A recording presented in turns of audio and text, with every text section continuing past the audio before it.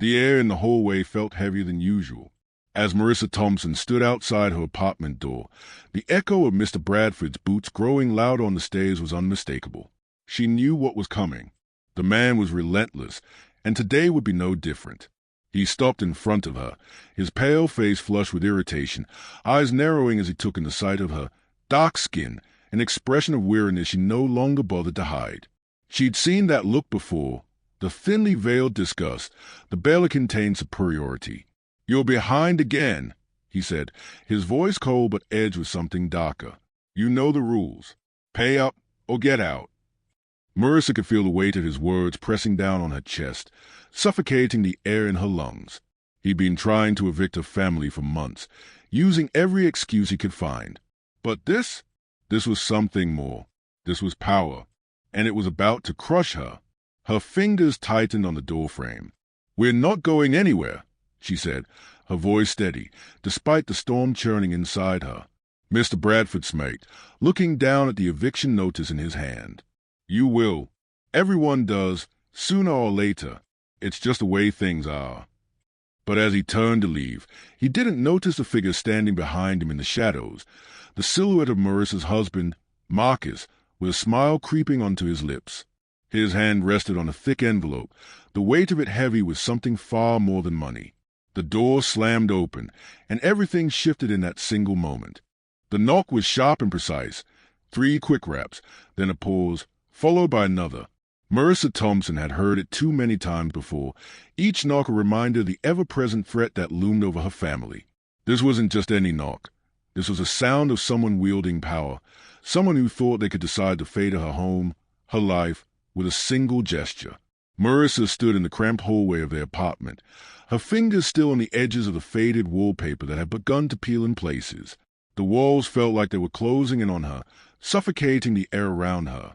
She took a deep breath and moved toward the door, each step heavy with the weight of what was to come. When she opened it, there stood Mr. Bradford, his face as pale as usual but twisted in a grimace that barely concealed his disdain. He was holding a yellow envelope, the kind used for official business, and it hung from his hand like a sword. The morning sunlight caught the edges of his bald head, casting long shadows in the dim hallway. "You're behind again," he said, his voice flat, but carrying the authority of someone who knew he was untouchable. "You know the rules. Pay up or get out." Marissa swallowed, her heart pounding in her chest. She'd been expecting this. Every month, it was the same. Rent overdue, demand for payment that always came before she had the chance to gather what she owed. But this time, it felt different. He was colder, more determined. His eyes were hard, dismissive.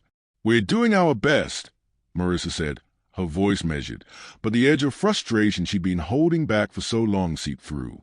"You know things are tight." Bradford didn't flinch. "I don't care about your excuses. You're behind again, and it's unacceptable. You have until the end of the week." His eyes narrowed, his lips curling into something close to a sneer. "Or else." Marissa felt the sting of those words deep in her chest. Or else. She knew exactly what that meant.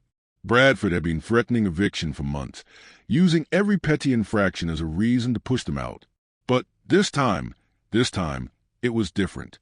There was a finality to his tone that rattled her, something more than just the usual stress of being unable to make ends meet. "I said we're doing our best," Marissa repeated, her voice harder now, desperate to keep the calm she was losing. "You can't just throw us out. Not like this." Bradford's lip curled slightly, and he waved the envelope in front of her face. "I can and I will, just like I've done with the others." His voice dropped to a low murmur, but it was enough. "Black families always leave. Eventually. I'm just speeding up the process." A cold silence hung in the air, thick with the weight of his words. Marissa felt her pulse quicken, her stomach twisting in disgust. She opened her mouth to respond, but the words didn't come. How could she even argue with something so blatant, so openly racist?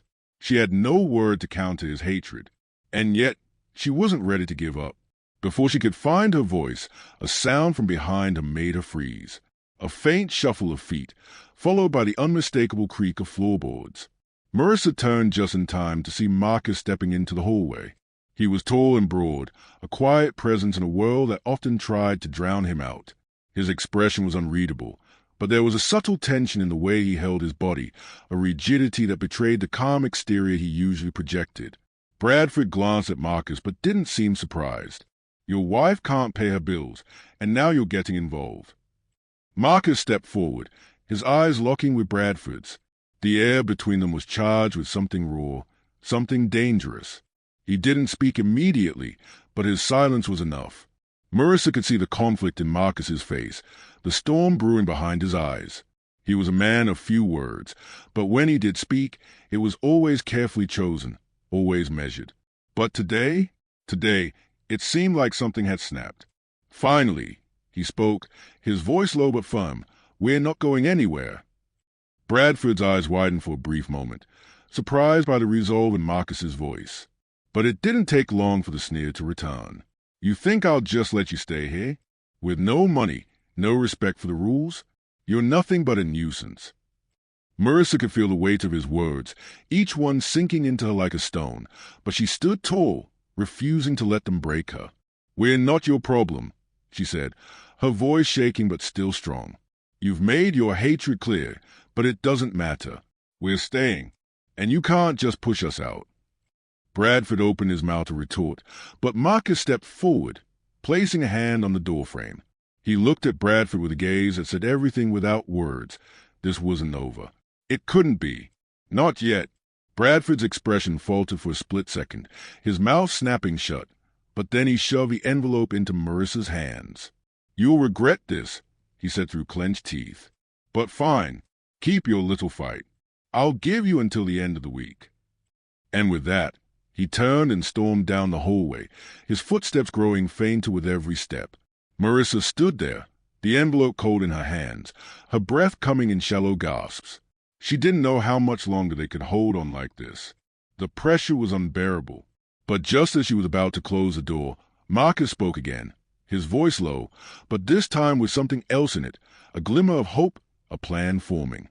"There's more, Marissa, a lot more than you know." Marissa blinked, her heart skipping a beat. "What do you mean?" Marcus smiled, a slow, knowing smile. "You'll see soon enough." She closed the door behind them, the weight of the moment settling in. Whatever Marcus was talking about, it was clear that the fight had only just begun. The weight of the envelope was heavy in Marissa's hands, and she couldn't help but wonder if Bradford had deliberately made it feel that way, his small, cruel way of exerting control.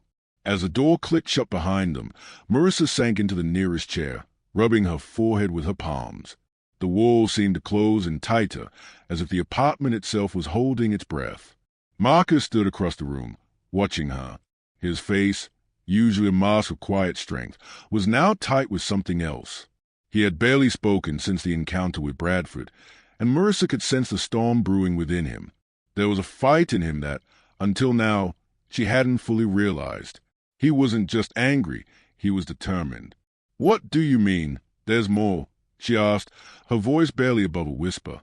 She didn't want to hope too much. She didn't want to set herself up for disappointment. Marcus walked over to the kitchen, the faint sound of his footsteps echoing in the silence. He pulled open the cabinet and retrieved a dusty box from the top shelf, an old, forgotten container that he hadn't opened in years.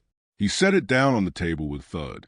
"This," he said quietly, "is why Bradford is about to make a very big mistake." Marissa felt her breath catch in her throat. Her mind raced, trying to piece together what he could possibly be referring to. She opened the box, unsure of what she would find, and as the lid came off, the sight of papers, documents, and old letters spilled out in front of her. It didn't take long for her to realize what they were, legal papers, the kind that could make or break lives. "Where did you get these?" she asked, her voice sharp with disbelief. "From my uncle," Marcus replied. He didn't meet her gaze. "The one I told you about, the one who passed away last year." Marissa's heart pounded in her chest. "You mean the inheritance?" she asked, her voice trembling. Marcus nodded. "He left me everything, Marissa, everything, and I've been waiting for the right moment to use it. Bradford is part of a larger operation. He's been taking advantage of people like us for years. But this, His voice trailed off, and he swallowed hard. "This changes everything." Marissa stood up, her hands shaking. She glanced at the documents spread out before her, understanding now that they weren't just about money. They were about something much more dangerous. Power. A power they could wield against Bradford. "Marcus, if we use this, we could lose everything," she said, the words heavy with doubt. "If we go after Bradford now, we might be making things worse." Marcus looked at her, his gaze unwavering. "We can't just let him do this to us. Not anymore. You saw the way he spoke to you, the way he treats us, like we're disposable. We fight back now, or we let him keep taking from us." For a moment, Marissa hesitated. She understood the stakes. She understood that this wasn't just a fight for their home. It was a fight for their dignity, for their right to exist without fear. But the weight of the decision still bore down on her. Before she could respond, the phone rang. The sharp sound cut through the tension like a knife. Marissa jumped, then quickly grabbed the receiver. "Hello," she answered, her voice still strained from the conversation with Marcus. It was a number she didn't recognize, but the voice on the other end was familiar. "Ms. Thompson, this is Carla at the housing office," the voice said, her tone clipped. "I need to inform you that your payment is still overdue. If we don't receive the full balance by the end of this week, we'll begin the eviction process." Marissa's stomach twisted. She hadn't expected them to act so quickly, but she shouldn't have been surprised. They were working in tandem with Bradford, using every tool at their disposal to push her out. "We're working on it," Marissa said, forcing the words past her clenched teeth. "Please, just give us a little more time." There was a pause on the other end, then a sigh. "I'll make a note that you've been in contact. But just so you're aware, if the payment doesn't come through by Friday, there will be no more extensions." The line went dead with a click, and Marissa felt the sting of her own helplessness. She set the phone down with a shaking hand and turned to Marcus. "That was them," she said, her voice hollow. "They're giving us until Friday."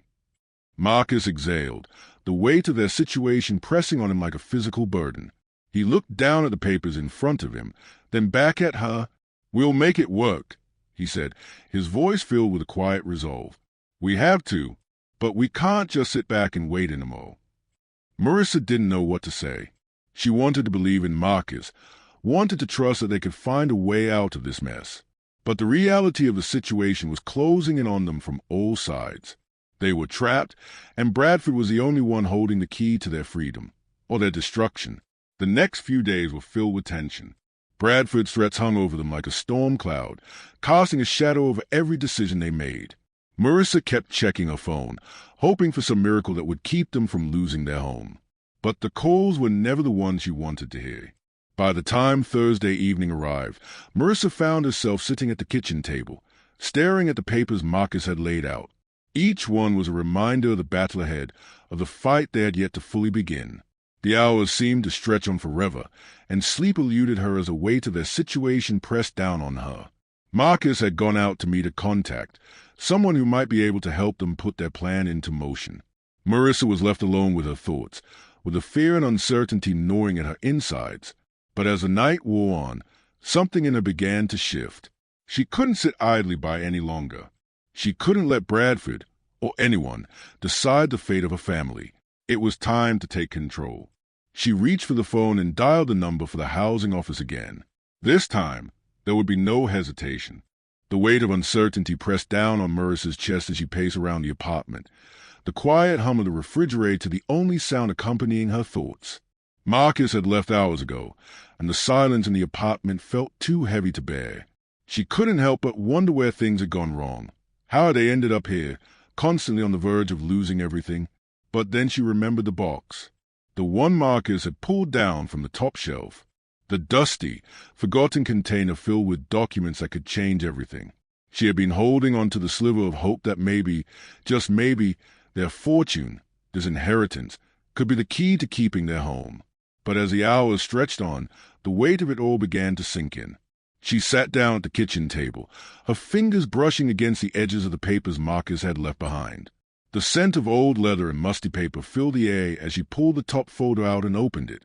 The first page was an official letter, dated years ago. It detailed the transfer of property, one of several parcels of land Marcus's uncle had owned.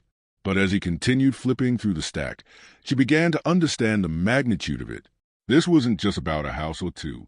This was about real estate, properties that spanned entire neighborhoods. High-value properties, the kind of wealth that could shift the balance of power in the city. The kind of wealth that could buy their freedom from the likes of Bradford. Marissa's heart raced as she skimmed through the documents, her mind struggling to process the information. She'd known that Marcus's uncle had been successful in business, but she hadn't realized the scope of his investments. What he had left behind could, in theory, change everything for their family, if they knew how to use it. The truth was staring her in the face. Marcus's uncle had been more than just a businessman. He'd been a player in the world of property development, part of a network that had quietly shaped much of the city's landscape. And somewhere in the mess of papers, hidden among the deeds and contracts, were the very people who had worked alongside Marcus's uncle, the same ones who could help them now. But as Marissa turned the page to the final folder, one word caught her eye. A name. Bradford. Her stomach twisted. It wasn't just a landlord who was trying to push them out of their home. It was something far bigger, something far more sinister. Bradford wasn't just some lone racist businessman making a buck off the backs of struggling families. He was part of a network, a web of corruption and exploitation, a cartel of real estate magnates who had been systematically pushing black families out of their homes for decades, gentrifying entire neighborhoods in the process. Marissa's pulse quickened as she absorbed the reality of what she was looking at. The contract showed how Bradford had worked with Marcus's uncle and others to buy up properties, manipulate zoning laws, and pressure families into selling their homes at below-market prices. But it wasn't just Bradford. There were other names that Marissa recognized from city council meetings, from local news reports. People in power. People who had a vested interest in erasing the black community from certain neighborhoods. The realization was like a gut punch. Bradford's efforts to evict her family weren't isolated. They were part of a broader plan, one that was deeply embedded in the fabric of the city's development. Her hands trembled as she turned the page to a final document, a series of emails between Marcus's uncle and Bradford. The tone of the emails was casual, almost cordial, until the last message. In the final exchange, Marcus's uncle had written a warning. You may want to lay off the Thompsons. Marissa and Marcus aren't like the others. They're not easy targets. Bradford's response had been chilling in its simplicity. I'll take care of it. You'll have your money. Don't worry. Marissa felt a surge of anger burn through her veins. Bradford had been targeting them for a long time. But now, with this knowledge in her hands, she wasn't going to sit back and let him win. She had something he didn't know she had, a weapon that could bring him down. She heard the door creak open and Marcus's footsteps in the hallway. She quickly shoved the papers back into the box, covering the contents with a napkin, and stood up as he walked into the kitchen. His eyes flicked to the box on the table, then to her face. What did you find? I found everything, Marissa said, her voice steady despite the storm brewing inside her. Bradford's involved in something much bigger than we thought. He's been working with your uncle to push families out. It's all right here, in black and white. Marcus's eyes darkened. He walked over to the table and sat down, running a hand through his hair. I knew he was bad, but I didn't know how deep it went. This could change everything. Marissa's hands gripped the edge of the table as she leaned in. We can't just keep this to ourselves anymore. If we don't act now, it'll be too late. We have to go public with this. Marcus shook his head, his expression conflicted. It's risky, Marissa. Bradford connected to everyone, city officials, lawyers, developers. This isn't just about us anymore. We're going up against a system. Marissa met his gaze, her eyes fierce. I know, but we can't let him get away with it. Not this time. For a long moment, neither of them spoke. The weight of their situation hung between them, the uncertainty of what came next filling the room. Finally, Marcus exhaled, his shoulders slumping in resignation. All right, we'll do it. We'll fight back. But we need to be careful. This isn't just about money anymore. It's about survival. Marissa nodded. She knew the cost. She knew the risks. But as she looked at the papers before her, she felt something shift within her. They had a chance now, A real chance to take back what Bradford had been trying to steal from them. The battle was far from over, but they had the power to win. She glanced out the window at the city skyline, at the buildings that had once seemed so distant, so untouchable. Now, they were within reach, and so was the justice they had been fighting for. The days that followed were a whirlwind of activity. Marissa and Marcus moved with a quiet urgency, determined to use the new knowledge they had uncovered to take the fight to Bradford. They couldn't afford to sit back anymore. Every moment felt like it could be their last in the apartment they had fought so hard to keep. The first step was gathering everything. The documents from Marcus's uncle were meticulously organized, pieces of evidence that could expose Bradford's web of corruption. Marissa made calls, trying to line up meetings with journalists, local activists, anyone who could help them amplify their story. They had a plan, but it wasn't without its risks. That Friday, the deadline Bradford had set for them, was fast approaching, and it was clear that they would need to confront him head-on. Marissa and Marcus had agreed to do it together. They would walk into Bradford's office, armed with their knowledge, and demand he back off. The confrontation was set for 2 p.m. Marissa could feel the tension coiling in her stomach as she sat in their cramped living room, the old couch beneath her feeling more like a prison than a sanctuary. The air was thick with the weight of the decisions they were about to make. Marcus paced around the room, his hands buried deep in his pockets, his jaw clenched. "You okay?" she asked, her voice soft but laced with concern. He stopped pacing, turning to face her. "I'm fine. Just thinking about everything we've got on him. It's not just about us anymore, Marissa. This is bigger than what we've been dealing with. We could expose a whole system of people." Marissa nodded, understanding exactly what he meant. It wasn't just Bradford they were up against. It was the entire infrastructure that had allowed people like him to thrive, an unspoken system that had kept families like this oppressed for generations. They had been given a rare opportunity to fight back, but she wasn't sure if it would be enough. "I know," she said quietly, "but we have to do this. For us. For everyone else who's been pushed out, ignored, silenced. This is our chance to change things." Marcus gave her a small, tight smile, though it didn't reach his eyes. "Yeah, I know." At exactly 2 p.m., they arrived at Bradford's office, a stark, corporate building in the heart of downtown. The exterior gleamed with glass and steel, an imposing symbol of wealth and power. Inside, the walls were bare, cold, and clinical, just like Bradford himself. The receptionist, a young woman with a disinterested expression, didn't even look up as they walked in. Marissa felt a brief flicker of anger at how easily they were dismissed, but she pushed it down. They weren't here for pleasantries. "We have an appointment with Mr. Bradford," Marcus said, his voice calm but commanding. The receptionist nodded absently, pressing a button on her phone to call someone on the intercom.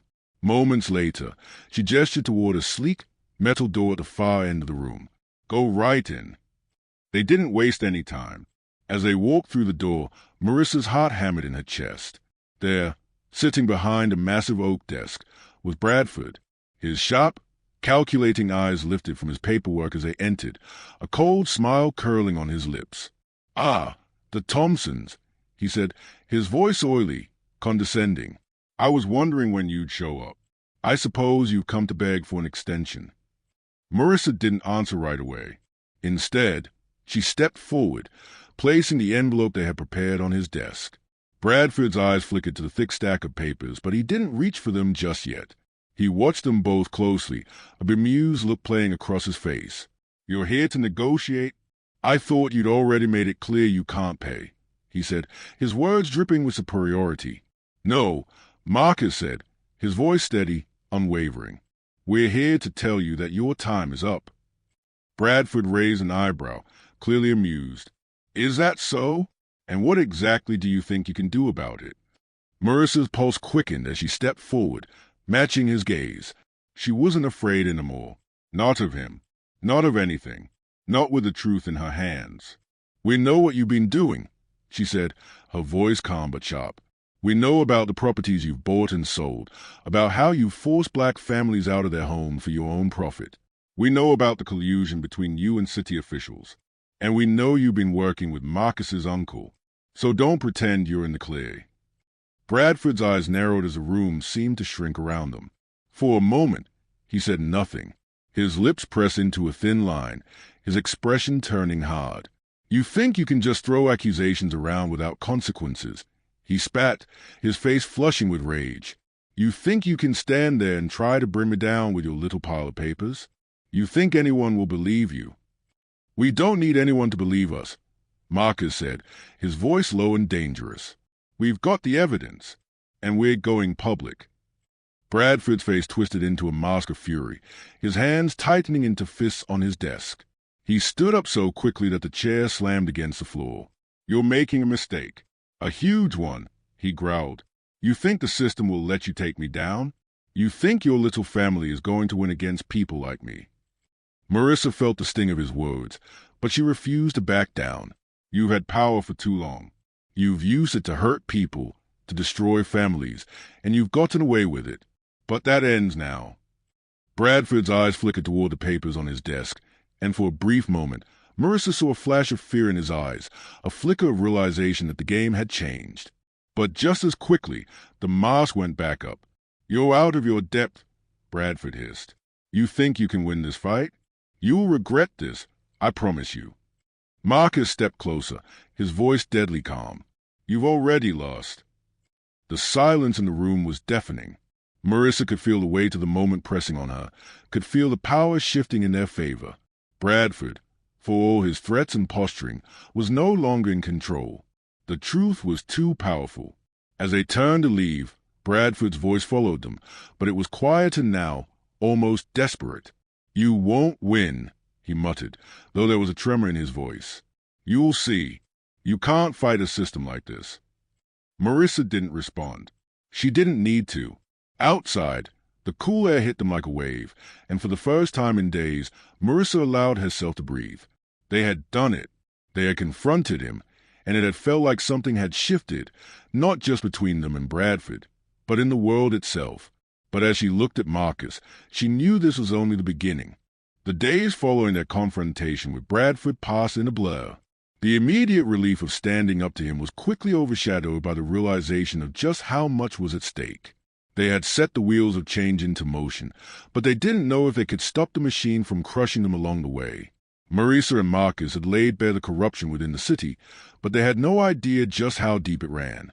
The papers they gathered from Marcus's uncle's estate were just the tip of the iceberg. While they had been able to use the documents to confront Bradford directly, Marissa knew that wouldn't be enough to bring him and his network down.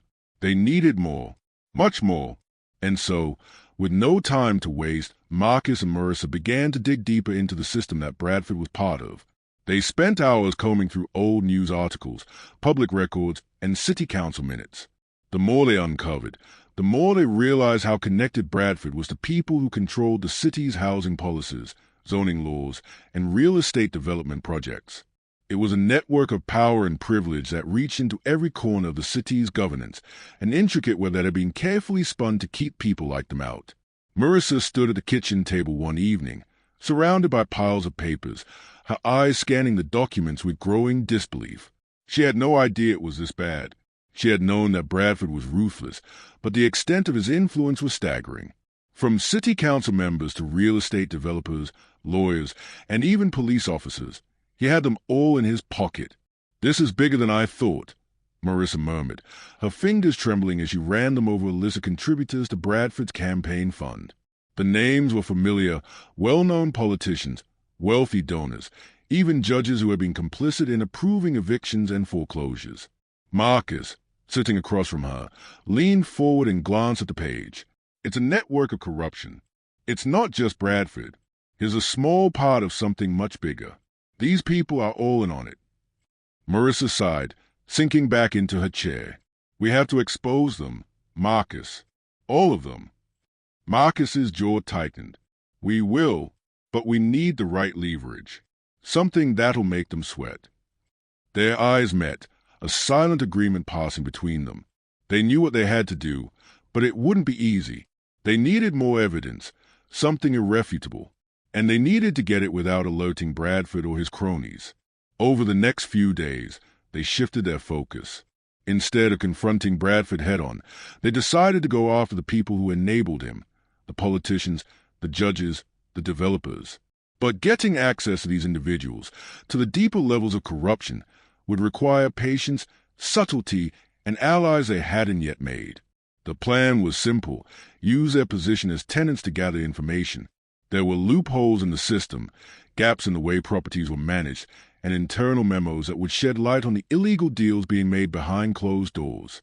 They would have to infiltrate the system, pretend to be a part of it, while also working to expose it. The hardest part of their strategy, however, was convincing people to help them. In a city where power protected power, trust was hard to come by. But they had to try. Marissa sat in front of her laptop late one evening, her eyes bloodshot from lack of sleep, her fingers tapping away at the keys. She'd spent hours drafting emails, carefully worded requests for information, all aimed at someone who might be willing to help them, someone inside the system who could be their whistleblower.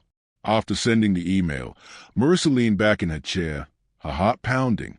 It was a gamble. She had no idea if anyone would respond, but it was the only way forward. She couldn't fight this fight alone. The next morning, a response came. It was from Carla, the same woman who had worked at the housing office and had been so dismissive of them when they called earlier. But this email was different. It was terse, but there was a subtle shift in tone, as if Carla had made a decision. The email read, "Meet me at the coffee shop on 5th and Elm at 3 p.m. I'll bring you something. Don't come unless you're serious." Marissa stared at the message for a long moment, her mind racing. It was a small crack in the door. Carla was a part of the system, someone who could easily ruin them if she wanted to, but there was a chance, just a chance, that she wanted to bring it down, too. She picked up the phone and called Marcus. "We have a meeting," she said, her voice tight with both excitement and fear. "We might have a lead." Marcus didn't hesitate. "I'll meet you there. Let's see what she's got." Later that afternoon, Marissa and Marcus walked into the coffee shop, a small, unassuming cafe tucked between a row of office buildings.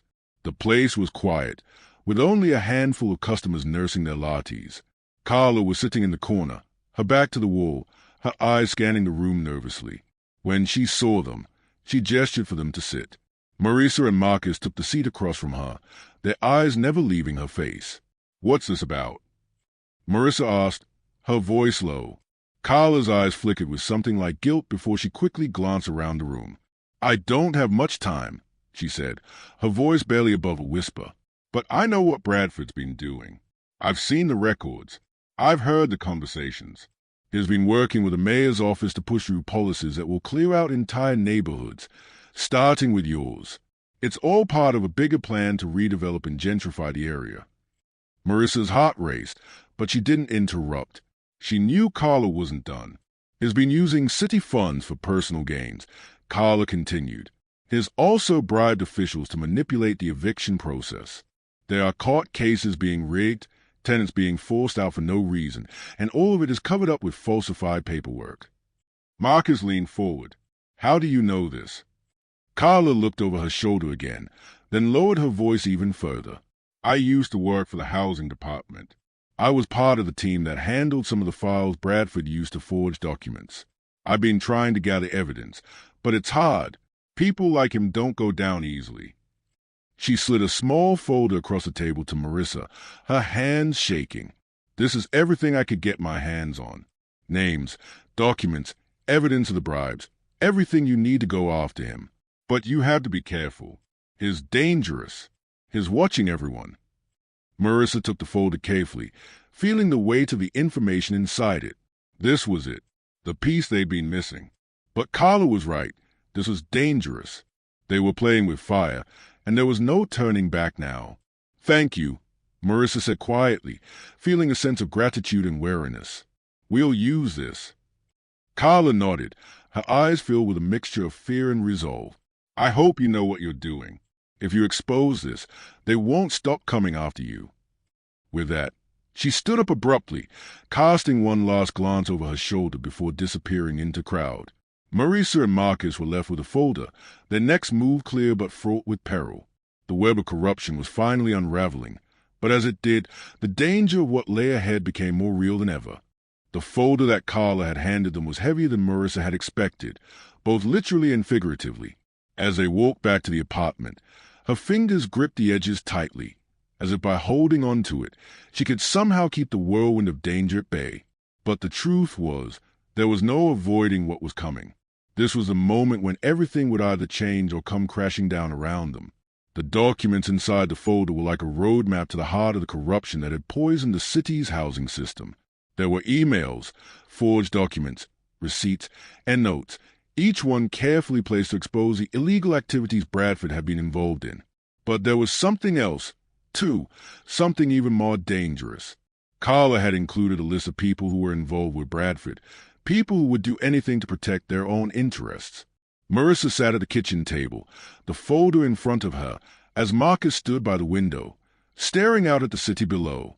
The apartment felt too small, too suffocating, as if the walls themselves were closing in. The silence between them was thick with the weight of what lay ahead. "What's our next move?" Marcus finally asked, his voice low and measured. Marissa glanced up, her heart racing. "We go public," she said, her words firm. "We take everything we've got and show the world what's really going on." Marcus frowned, turning from the window. "It's risky. Bradford's not going to sit back and let this happen. And if we go public, it's not just about him anymore. We're going after everyone involved. The city's entire real estate machine." Marissa nodded. She knew the risks, but she also knew that if they didn't take this chance now, they might never get another one. "I know, but we don't have a choice. If we don't act, nothing changes. We'll be stuck here, living in fear forever." The sound of her voice echoed in the silence that followed, and for a long moment, neither of them spoke. The weight of their decision pressed down on them, the consequences of exposing the corruption threatening to consume them. Finally, Marcus sighed and walked over to the table. "Okay, but we need to be smart about this. We need more than just this paperwork. We need to take it straight to the media. We need the kind of attention that will force them to listen." Marissa nodded. She knew exactly what he meant. They couldn't just leak documents and hope for the best. They needed a story, one that would capture the public's attention and expose the people behind the system that had allowed racism, greed, and exploitation to flourish for so long. "I've been thinking about that," she said. "We need to go to the right people, journalists who've already been covering real estate corruption in the city. They'll know how to frame the story in a way that will make people pay attention." Marcus raised an eyebrow. "And you have someone in mind?" Marissa smiled. "I do." Over the next few days, Marissa worked tirelessly to reach out to the journalists who had been investigating the city's housing policies and Bradford's business dealings. She crafted emails, arranged meetings, and shared the evidence they had gathered. It was a long shot, but it was their best option. If they could get the media on their side, they would have a fighting chance. By the time they were ready to meet with a reporter from the City Gazette, Marissa and Marcus had already taken steps to protect themselves. They knew Bradford's reach extended beyond just the housing office. He had connections to powerful figures in the city. It was only a matter of time before he would try to retaliate. The reporter, Daniel Clark, was a seasoned investigative journalist known for his hard-hitting articles on corruption in local government. When Marissa met him at a small coffee shop on the outskirts of town, she immediately saw the weariness in his eyes, the exhaustion of someone who had been fighting this battle for far too long. But there was something else there, too, a spark of determination. He was a kind of reporter who didn't back down, no matter how dangerous the story. "You've got my attention," Daniel said as he sat down across from Marissa, his voice low but intense. "I've been hearing whispers about Bradford for months, but I couldn't get the evidence I needed. I was starting to think this was all just rumors. But this—" He gestured to the folder she placed in front of him. "This is solid." Marissa smiled tightly. "It's just the beginning. There's more where that came from." Daniel flipped through the documents quickly, his brow furrowing as he took in the extent of Bradford's network. "This is big," he muttered. "You've got the goods here, but you need to understand something. This isn't just about Bradford. This is about the system. If we go public with this, it's not just Bradford who will be exposed. It's the entire real estate establishment. The politicians, the developers, the police officers, they'll all come crashing down." Marissa met his gaze, her heart pounding. "That's exactly what we want. They can't keep getting away with this. Daniel sighed and sat back in his chair. I don't have to tell you this is dangerous, right? Marissa nodded. We know. We've thought about it. But we're ready. He studied her for a long moment, his eyes sharp and calculating. Then, after what felt like an eternity, he spoke. All right, we'll do this. I'll need a few days to get everything lined up. We'll go public with this in stages. First, I'll write a piece on Bradford and his connections. Then, we'll release the documents to the public. If we do this right, it'll cause a storm. But it has to be perfect. One wrong move, and they'll tear us apart. Marissa nodded again. We understand, but we're doing this. We're not backing down. Daniel extended his hand, and they shook firmly. It was a silent promise, an agreement that they were all in this together. The next few days felt like a blur. Daniel worked behind the scenes, preparing his article, while Marissa and Marcus spent their time gathering more information, ensuring they had every angle covered. As the date for the article's release approached, the tension in the apartment grew palpable. The fight was no longer just about their eviction. It was about something much bigger, something that could change the way the city operated, something that could expose a system of corruption that had been buried beneath the surface for far too long. As they sat in the apartment, waiting for the inevitable storm to hit, Marissa felt a sense of finality wash over her. They had made the decision. There was no turning back. And now, all they could do was wait for the world to catch up. The days leading up to the release of the article felt like they stretched on forever. Marissa and Marcus spent every waking hour going over their strategy, making sure every piece of the puzzle fit perfectly. The weight of what they were about to do was heavy, but there was no turning back now. The storm they had set in motion was coming, and they were bracing for the impact. Daniel Clark had assured them that the article would be published on the front page of the City Gazette early Friday morning. He had also warned them that once the story went live, everything would change. Bradford would try to cover his tracks, of course, and the city's elite would likely try to discredit the story. But if the public saw the evidence, if they understood the scale of what was happening, there would be no ignoring it. On Thursday night, Marissa sat in the living room, scrolling through the documents once more. She had memorized the pages by now, but she needed to be certain that there were no gaps in their story. Each page represented a piece of the puzzle, a piece that could bring Bradford down, if only the world would listen. The sound of Marcus moving around in the kitchen was faint, but it did little to ease the tension in the air. There was a quiet kind of urgency between them, something that neither of them could escape. Marcus walked into the living room, holding 2 cups of coffee. You good? He asked, setting one of the cups in front of her. She looked up at him and nodded. Just thinking about how everything changes tomorrow. He sat down beside her, his face set in a tight, determined line.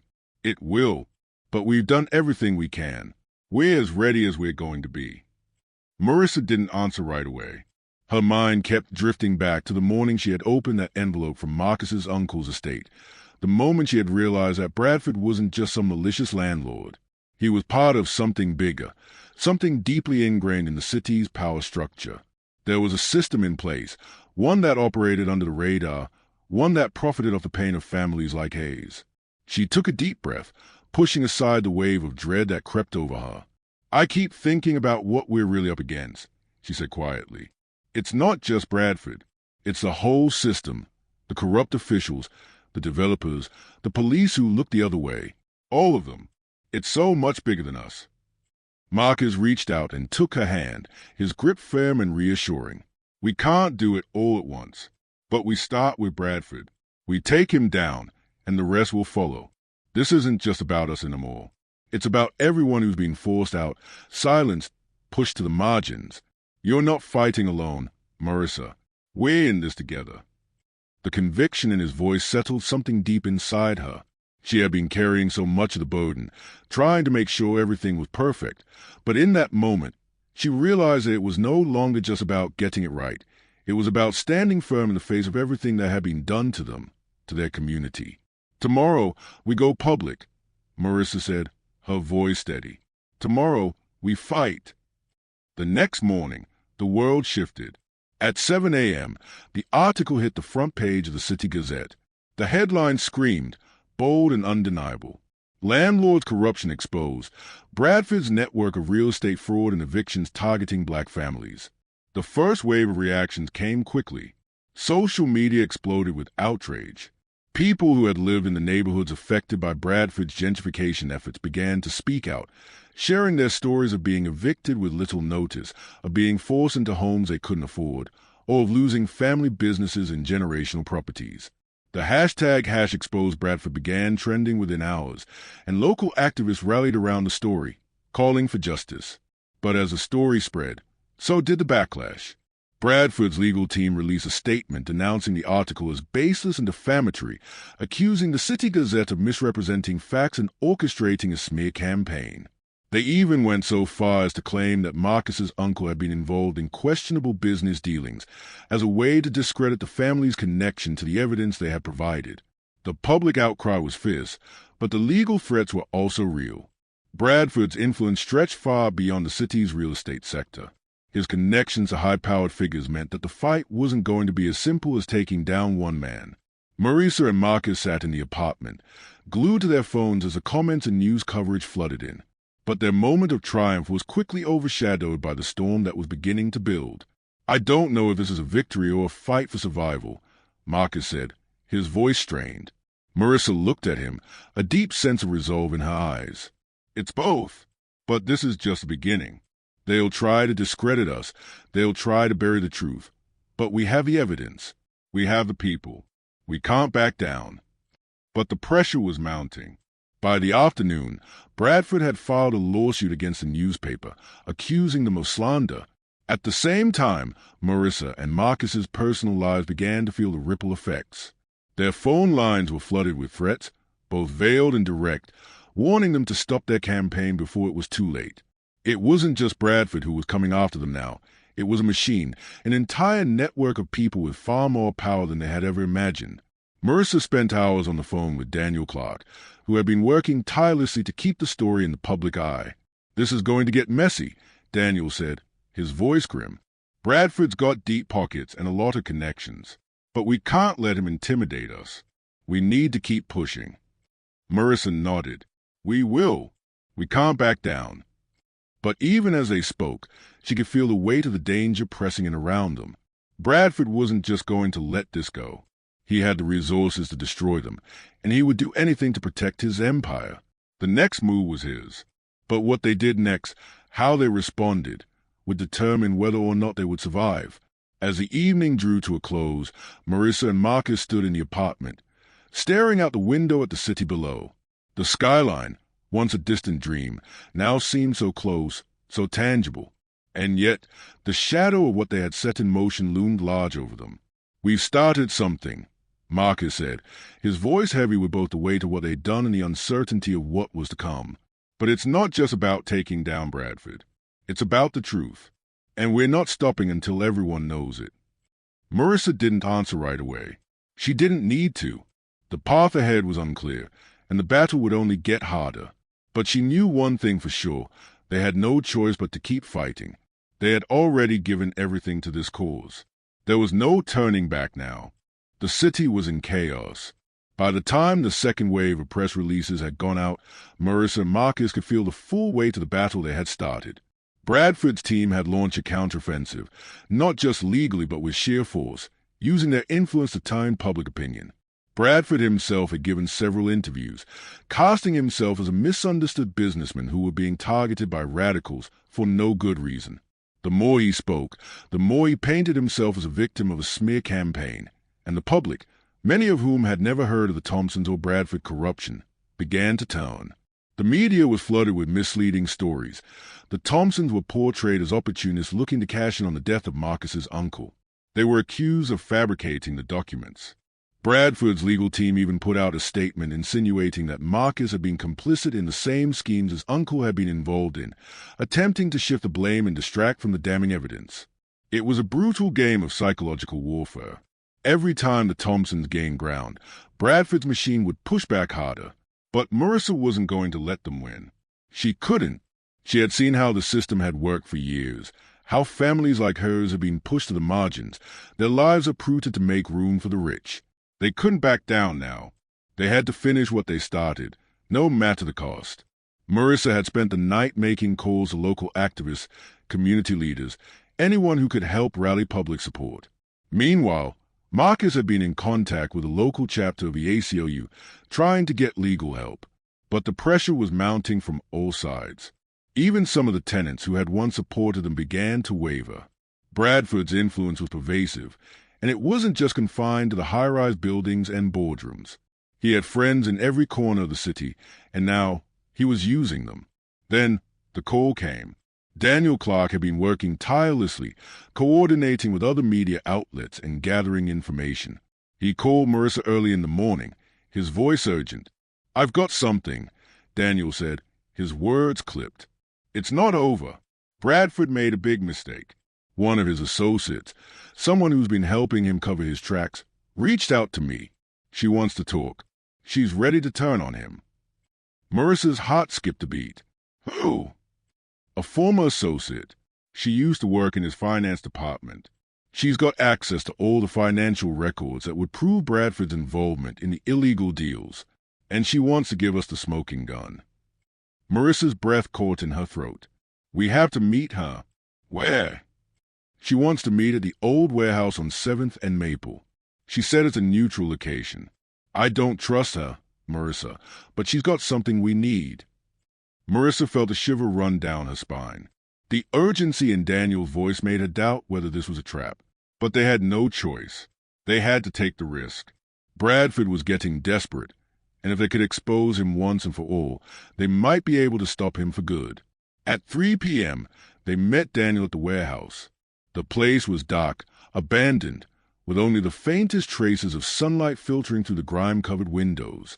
The atmosphere felt like something out of a thriller, too quiet, too still. It felt wrong from the moment they stepped inside. "Where is she?" Marcus asked, his eyes scanning the shadows. Daniel was tense, his hand resting on his phone. "She said she'd be here. We'll wait a few more minutes." Marissa looked around, her nerves crawling under her skin. It was too silent, too eerie, and as the minutes ticked by, she started to feel the weight of the situation. They had crossed a line now. There was no going back. Either they would come out of this with the evidence they needed to bring down Bradford, or they would become just another casualty of his system. Then, footsteps echoed down the hallway. A woman stepped into the dim light, her face shadowed by the hood of her jacket. She was shorter than Marissa had expected, her features hidden behind a heavy scarf and a cap pulled low over her eyes. She was cautious, looking over her shoulder before stepping forward. "You're early," she said, her voice rough, like someone who had been speaking in hushed tones for too long. "I didn't expect you to show up so soon." Marissa took a step forward, her gaze fixed on the woman. "You have the evidence?" The woman nodded, reaching into her bag. Her hands trembled as she pulled out a flash drive, holding it out to Marissa.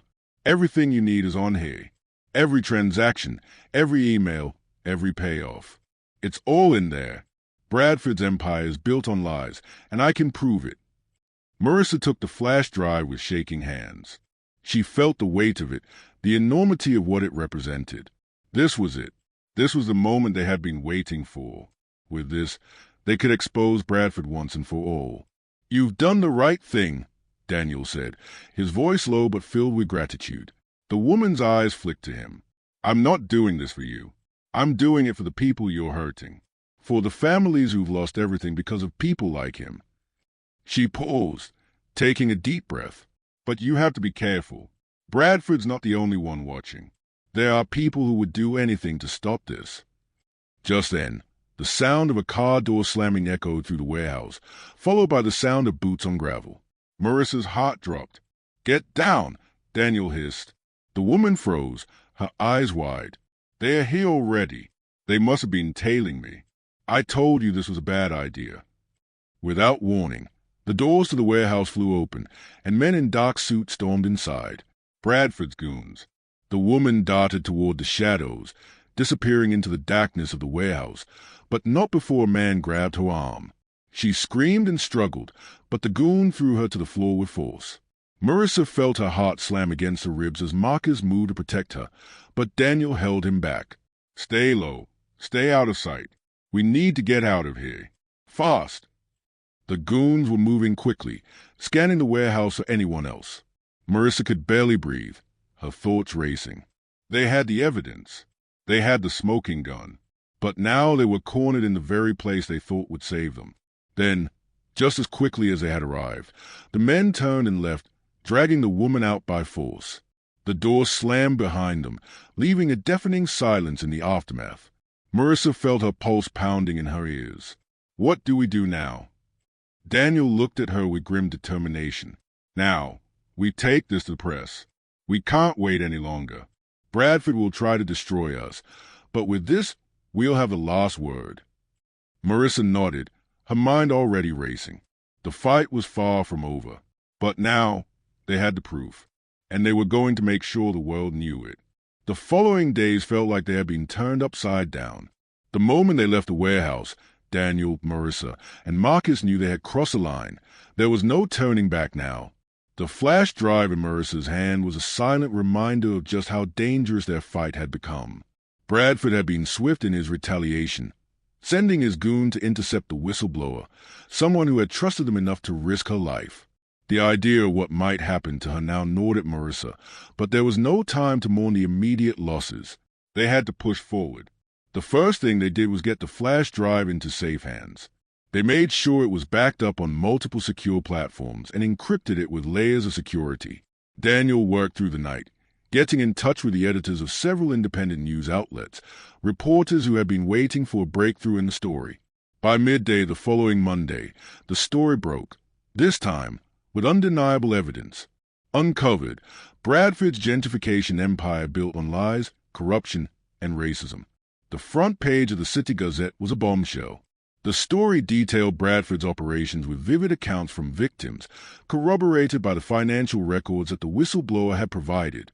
Names, dates, bank accounts, it was all laid bare. Bradford's real estate empire, constructed on the backs of exploited families, now stood exposed to the public eye. It was no longer just about the Thompsons.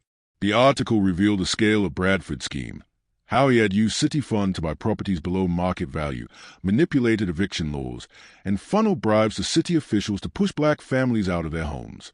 It was a scandal that reached every corner of the city, from corrupt judges and lawyers to police officers paid to turn a blind eye. Bradford had used them all, and now they would all be held accountable. Marissa and Marcus had not only revealed the depth of the corruption, they had ignited a firestorm. The response was swift and powerful. Social media exploded with rage and disbelief. Families who had lost their homes to Bradford's scheme spoke out, sharing their stories of displacement and hardship. Community groups organized protests, demanding immediate action. The hashtag #ExposeBradford became a rallying cry, and news outlets across the country began to pick up the story. But the backlash came from Bradford's side just as quickly. His lawyers launched a multi-pronged attack, accusing the whistleblower of fabricating the evidence, calling for the Gazette to retract the article, and claiming that the victims were distorted and manipulated by activist groups. The public debate was fierce. Bradford's defenders tried to drown out the growing voices of the victims, but the truth was undeniable, and the mounting pressure was pushing the city's officials into a corner. By the time the city council convened for its next meeting, the issue was unavoidable. Protesters gathered outside the building, holding signs with phrases like, "Justice for our families" and "Hold Bradford accountable." The mayor had been forced to call for an emergency hearing. Inside the council chambers, the atmosphere was tense. Marissa and Marcus were present, standing at the back of the room, listening as the accusations flew across the room. City officials who had long turned a blind eye to Bradford's schemes were suddenly faced with the public's fury. The pressure was mounting. The mayor, who had once been a staunch supporter of Bradford, stood up to address the room. "We cannot ignore what has come to light," he said, his voice trembling. "The corruption within our housing system is real. We must take immediate action." Marissa held her breath, watching the mayor carefully. She knew Bradford had deep ties to him, but it was clear that the city's image was now at stake. The mayor couldn't afford to be seen as protecting someone as toxic as Bradford.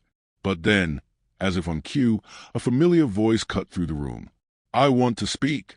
Bradford's voice echoed, smooth and arrogant as ever. He stood at the front of the room, his usual smug expression plastered across his face, though his eyes burned with fury. "This is all a smear campaign. I've built this city. I provided jobs. I've improved neighborhoods. And now you want to destroy everything I worked for because of a few disgruntled tenants. Marissa could see Bradford's desperation. He wasn't used to being challenged. He had always believed himself untouchable, above reproach. But the evidence was overwhelming, and the tide had already shifted against him. If anyone has a right to speak, it's the people whose lives you destroyed.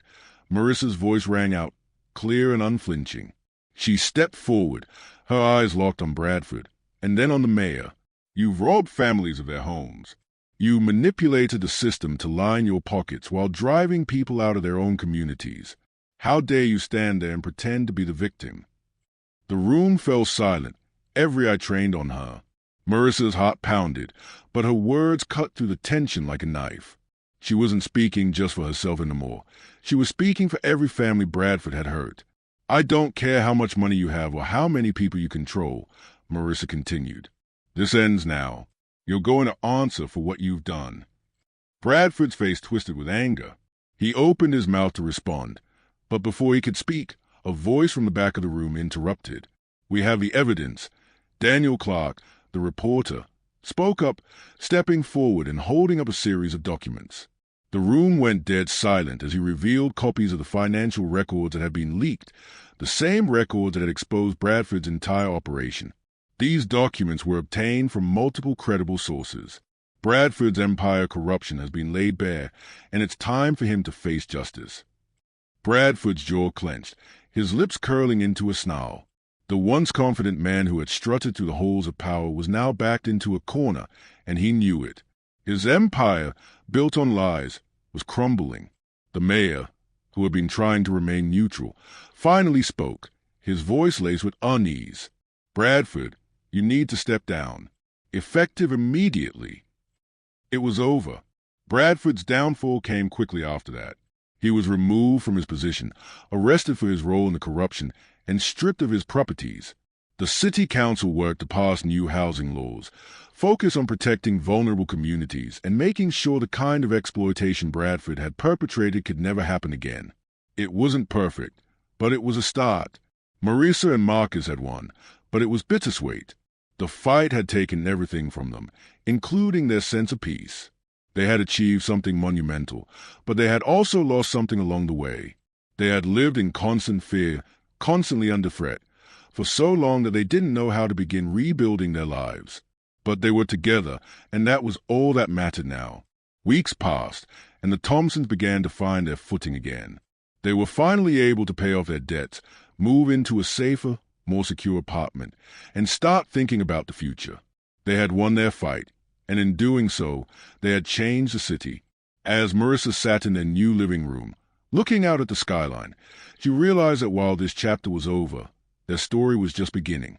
They had faced down the machine, exposed the corruption, and brought a city to its knees. And no matter what came next, they would face it together, stronger than ever before.